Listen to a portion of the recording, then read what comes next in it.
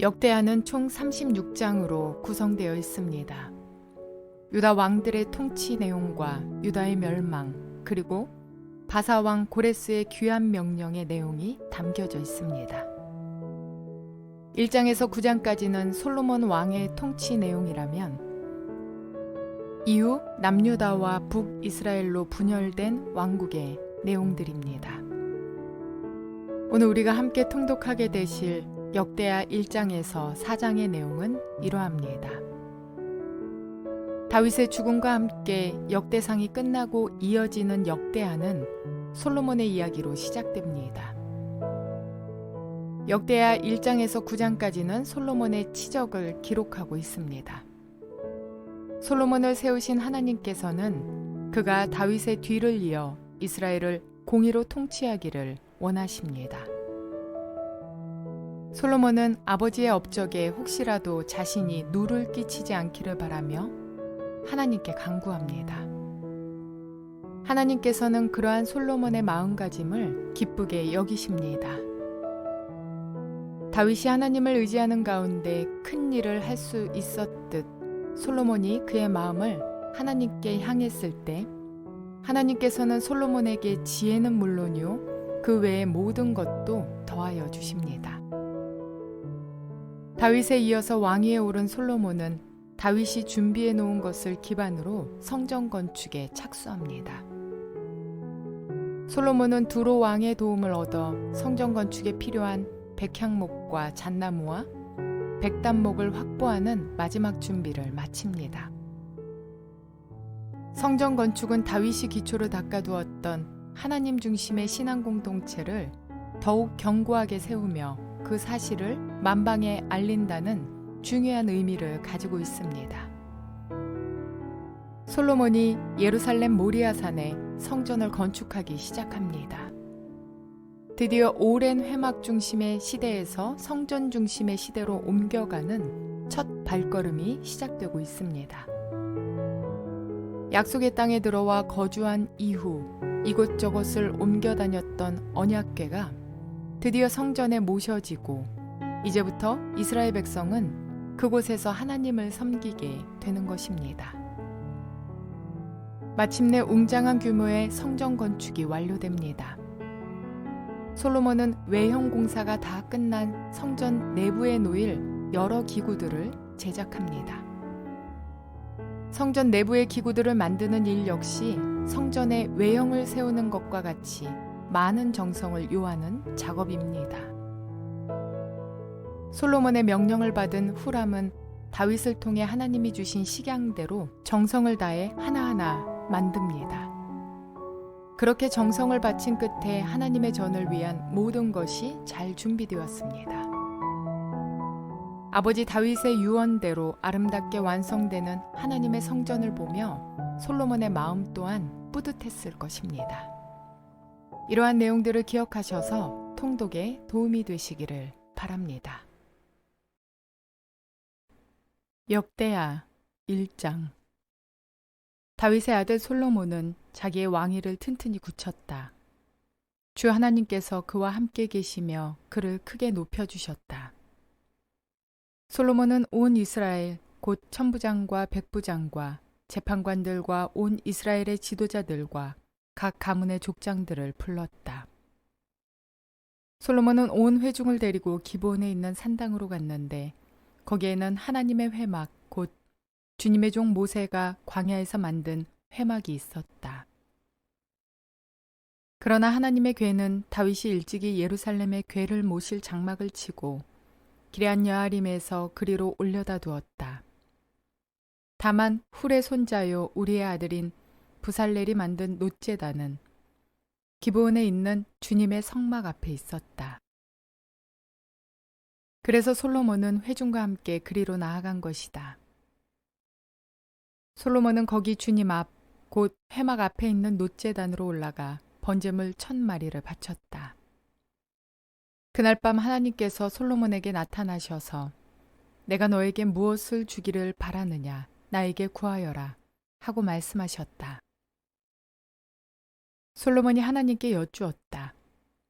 주님께서 나의 아버지 다윗에게 큰 은혜를 베푸셨고 또한 나로 하여금 아버지의 뒤를 이어 왕이 되게 하셨습니다. 주 하나님, 이제 나의 아버지 다윗에게 하신 말씀을 그대로 이루어 주십시오. 주님께서 나를 땅의 티끌같이 많은 백성의 왕으로 삼으셨으니 이제 지혜와 지식을 나에게 주셔서 이 백성을 인도하게 하여 주십시오. 이렇게 많은 주님의 백성을 누가 다스릴 수 있겠습니까? 하나님께서 솔로몬에게 말씀하셨다. 너의 소원이 그것이로구나. 부와 재물과 영화를 달라고 하지 않고 너를 미워하는 자들의 목숨을 달라고 하지 않고 오래 살도록 해달라고 하지도 않고 오직 내가 너를 왕으로 삼아 맡긴 내 백성을 다스릴 지혜와 지식을 달라고 하니 내가 지혜와 지식을 너에게 줄 뿐만 아니라 부와 재물과 영화도 주겠다. 이런 왕은 내 앞에도 없었고 내 뒤에도 다시 없을 것이다. 그런 다음에 솔로몬은 기브온 산당에 있는 회막에서 떠나 예루살렘으로 돌아와서 이스라엘을 다스렸다.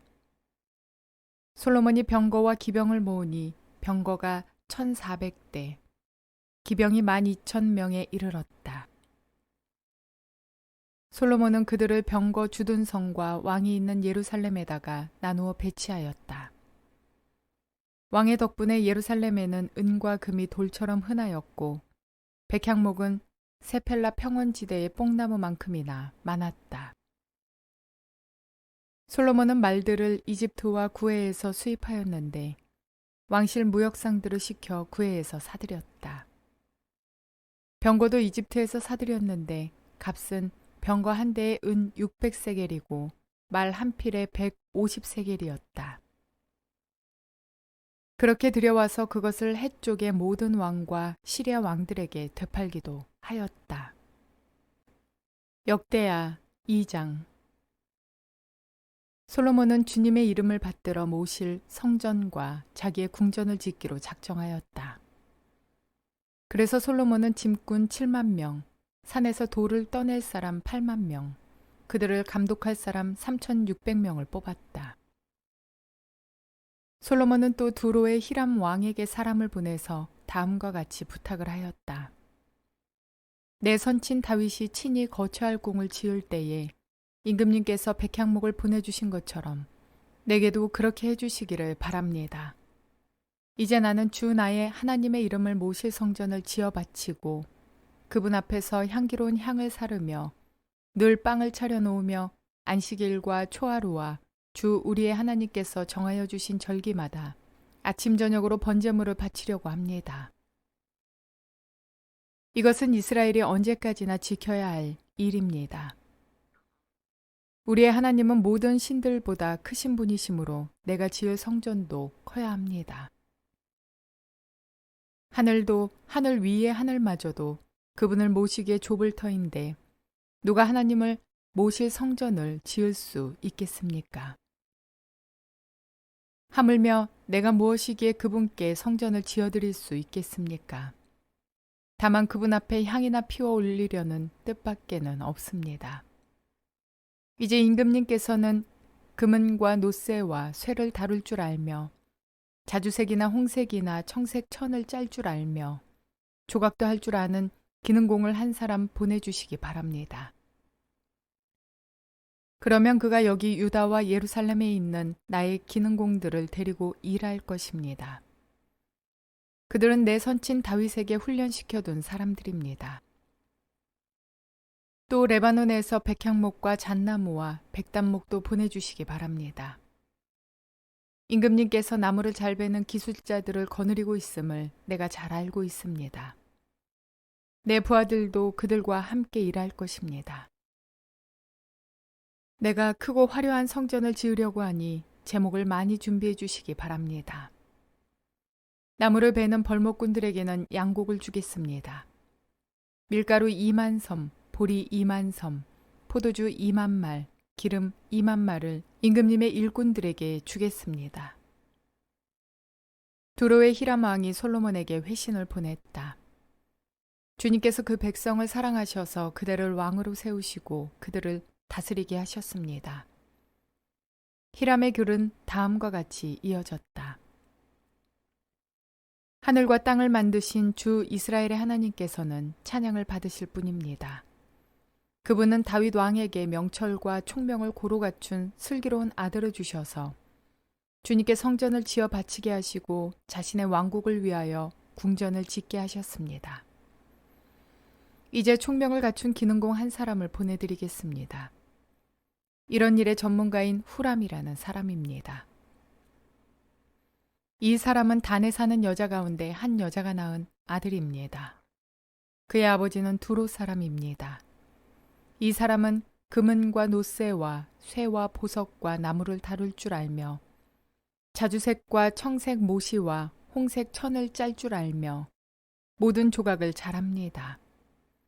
어떠한 것을 부탁받더라도 모든 모양을 다 만들어낼 수 있는 사람이니 왕의 기능공들과 내 상전이시며 임금님의 선왕이신 다윗의 기능공들과 함께 일을 하게 하십시오. 임금님께서 말씀하신 밀과 보리와 기름과 포도주는 내 일꾼들에게 보내주십시오.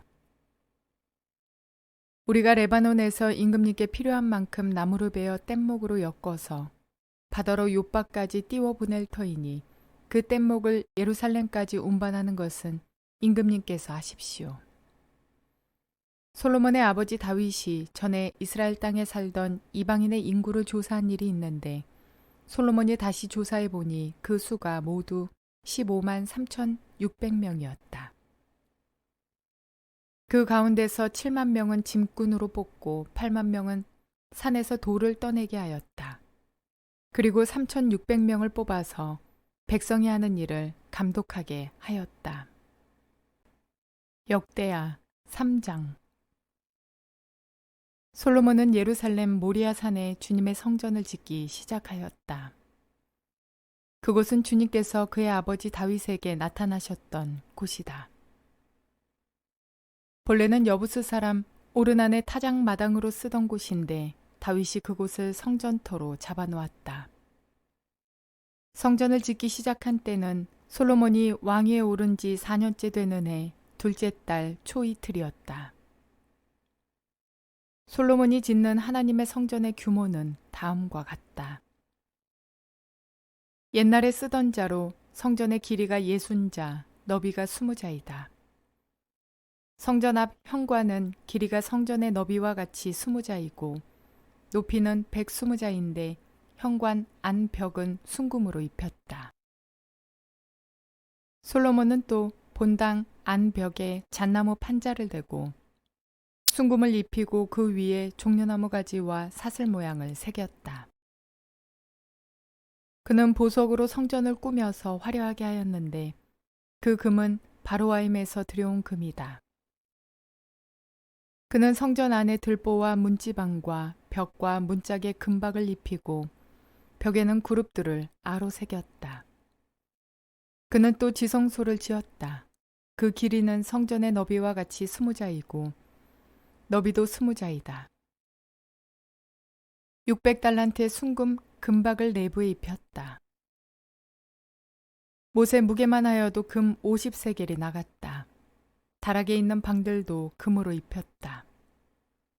그는 지성소 안에 2개의 그룹 형상을 만들어 놓고 금으로 입혔다. 2 그룹의 날개를 편 길이를 서로 연결시키면 20자이다. 첫째 그룹의 한쪽 날개 길이는 5자인데 그 끝이 성전 벽에 닿고 다른 쪽 날개 역시 그 길이가 5자인데 그것은 다른 그룹의 날개에 닿았다. 둘째 그룹의 한쪽 날개 길이 역시 5자인데 그 끝이 성전 벽에 닿고 다른 쪽 날개 역시 그 길이가 5자인데 그것은 첫 번째 그룹의 날개에 닿았다. 이 그룹들이 날개를 편 길이를 서로 연결시키면 20자이다. 그룹들은 성전 본관 쪽을 바라보고 서 있었다. 그는 또 청색 실과 자주색 실과 홍색 실과 가는 배로 휘장을 짜고 그 위에 그룹들의 모양을 수놓았다. 성전 앞에는 높이 35자짜리 기둥들을 세우고 그것들의 꼭대기에는 5자 높이의 기둥 머리를 얹었다. 그는 또 목걸이 모양의 사슬을 만들어서 두 기둥 머리에 두르고 석류 모양 100개를 만들어서 그 사슬에 달았다. 이렇게 그는 성전 본관 앞에 두 기둥을 세웠는데 하나는 오른쪽에 다른 하나는 왼쪽에 세웠다. 오른쪽에 세운 것은 야긴이라 부르고 왼쪽에 세운 것은 보아스라고 불렀다. 역대하 4장. 솔로몬이 노스로 제단을 만들었는데 그 길이가 20자이고 너비가 20자이고 높이가 10자이다. 그 다음에 후람은 또 노새를 부어서 바다 모양 물통을 만들었는데 그 바다 모양 물통은 그 지름이 10자, 높이가 5자, 둘레가 30자이고 둥근 모양을 한 물통이었다. 그 가장자리 아래로는 돌아가면서 노새로 만든 황소 모양이 있는데 이것들은 노새로 바다 모양 물통을 만들 때에 두 줄로 부어서 만든 것이다. 또한 12마리의 노새 황소가 바다 모양 물통을 떠받치고 있는데 3마리는 북쪽을 바라보고 3마리는 서쪽을 바라보고 3마리는 남쪽을 바라보고 3마리는 동쪽을 바라보고 서 있는데 등으로 바다 모양을 떠받치고 있었다. 황소는 모두 엉덩이를 안쪽으로 향하고 있었다. 그 노새로 된 바다 모양 물통의 두께는 손 너비만 하였다. 그 테두리는 나리꽃 봉오리 모양으로 잔의 테두리처럼 둥글게 만들었다. 그 용량은 물을 3,000말 정도 담을 수 있는 것이었다. 솔로몬은 또 씻을 물을 담는 대야 10개를 만들어서 5은 오른쪽에 두고 5은 왼쪽에 두어 번제물을 씻는 데 사용하게 하였다. 그러나 바다 모양 물통에 담긴 물은 제사장들이 씻을 물이었다. 그는 또 금 등잔대 10개를 규격대로 만들어서 본당 안에 두었는데 5은 오른쪽에 5은 왼쪽에 두었다. 그는 또 상 10개를 만들어서 본당 안에 두었는데 5은 오른쪽에 5은 왼쪽에 두었다. 그는 또 금쟁반 100개를 만들었다. 그는 또 제사장의 뜰과 큰 뜰을 만들고 큰 뜰 대문에는 문짝들을 만들어서 달고 노쇠를 입혔다. 바다 모양 물통은 성전의 오른쪽 동남쪽 모퉁이에 두었다. 후람은 또 솥과 부삽과 대접을 만들었다. 이렇게 후람은 솔로몬 왕이 하나님의 성전에다가 해놓으라고 시킨 모든 일을 마쳤다. 그가 만든 것들은 기둥과 그 두 기둥 꼭대기에 얹은 둥근 공 모양을 한 기둥머리 둘과 그 두 기둥 꼭대기에 있는 공 모양을 한 기둥머리에 씌운 그물 2개와 기둥 꼭대기에 있는 공 모양을 한 기둥머리에 씌운 각 그물에다가 2줄로 장식한 석류 400개를 만들었다.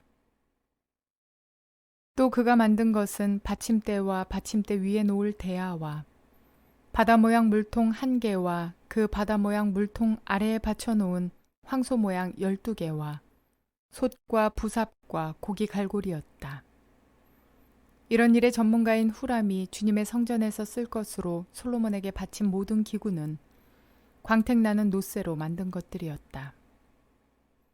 왕은 이 기구들을 숫곡과 스레다 사이에 있는 요단 계곡에 진흙을 부어서 만들게 하였다. 솔로몬이 이 모든 기구를 너무나 많이 만들었으므로 여기에 사용된 노쇠의 무게는 아무도 모른다.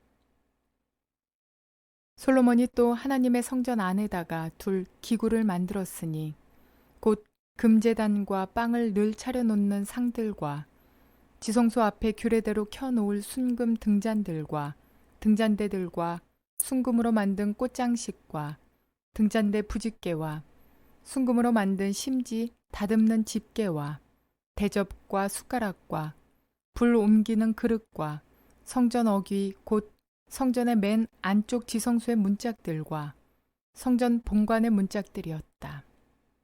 이 문짝들도 금으로 입혔다.